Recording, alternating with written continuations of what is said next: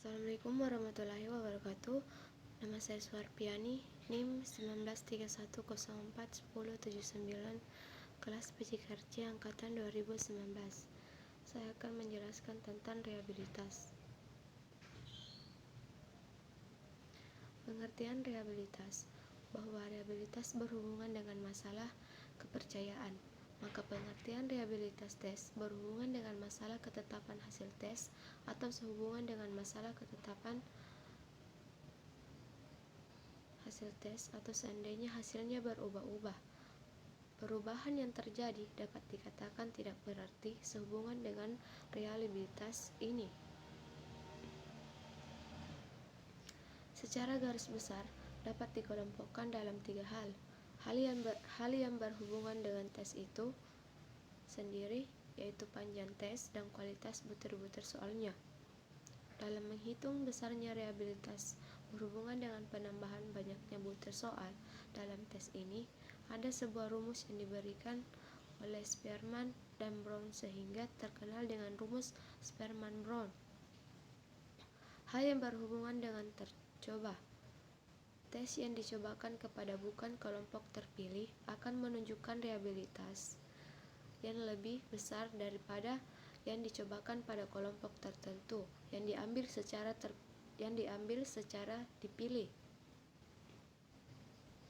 Hal yang berhubungan dengan penyelenggaraan tes. Sudah disebutkan bahwa faktor penyelenggaraan tes yang bersifat administratif sangat menentukan hasil tes. Cara memberikan besar rehabilitas. Sekali lagi, rehabilitas adalah ketetapan suatu tes apabila diteskan kepada subjek yang sama. Untuk mengetahui ketetapan ini, pada dasarnya dilihat kesejajaran hasil, seperti halnya beberapa teknik juga menggunakan rumus kolerasi produk momen untuk mengetahui validitas kesejajaran hasil rehabilitas tes. Kriterium yang digunakan untuk menggunakan ketetapan ada yang berada di luar teks, dan pada tes itu sendiri, metode bentuk paralel. Dalam menggunakan metode tes paralel ini, pengetes harus menyiapkan 2 buah tes dan masing-masing dicobakan pada kelompok siswa yang sama. Oleh karena itu, ada orang yang menyebutkan sebagai double test. Penggunaan metode ini baik karena siswa dihadapkan kepada 2 macam tes, sehingga tidak ada faktor masih ingat soalnya, yang dalam evaluasi disebut adanya proof oleh pengikut tes karena sudah mengerjakan soal tersebut. Metode tes ulang.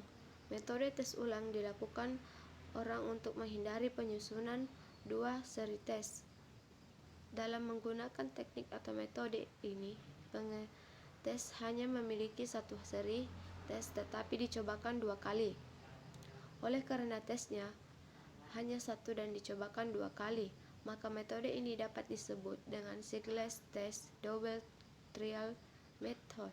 Kemudian hasil dari kedua kali tes tersebut dihitung korelasinya. Metode bela 2 atau Spielhaber. Kelemahan menggunakan metode 2 tes kali percobaan dan 1 tes 2 kali percobaan diatasi dengan metode kegiatan ini, yaitu bela 2. Dalam menggunakan metode ini, pengetes hanya menggunakan sebuah tes dan dicobakan 1 kali.